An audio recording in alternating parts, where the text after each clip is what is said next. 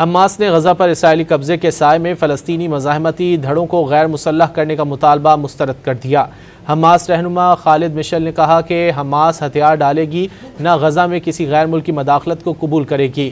انہوں نے خبردار کیا کہ ایسے موقع پر جب قبضہ ابھی بھی جاری ہے، اسلحہ حوالگی فلسطینیوں کو اسرائیل کا آسان شکار بنا دے گی، جو کہ تمام عالمی ہتھیاروں سے لیس ہے۔ حماس نے غزہ پر اسرائیلی قبضے کے سائے میں فلسطینی مزاحمتی دھڑوں کو غیر مسلح کرنے کا مطالبہ مسترد کر دیا۔ حماس رہنما خالد مشعل نے کہا کہ حماس ہتھیار ڈالے گی نہ غزہ میں کسی غیر ملکی مداخلت کو قبول کرے گی۔ انہوں نے خبردار کیا کہ ایسے موقع پر جب قبضہ ابھی بھی جاری ہے، اسلحہ حوالگی فلسطینیوں کو اسرائیل کا آسان شکار بنا دے گی، جو کہ تمام عالمی ہتھیاروں سے لیس ہے۔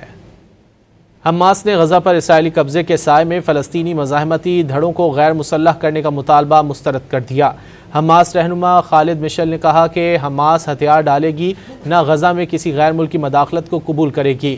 انہوں نے خبردار کیا کہ ایسے موقع پر جب قبضہ ابھی بھی جاری ہے، اسلحہ حوالگی فلسطینیوں کو اسرائیل کا آسان شکار بنا دے گی، جو کہ تمام عالمی ہتھیاروں سے لیس ہے۔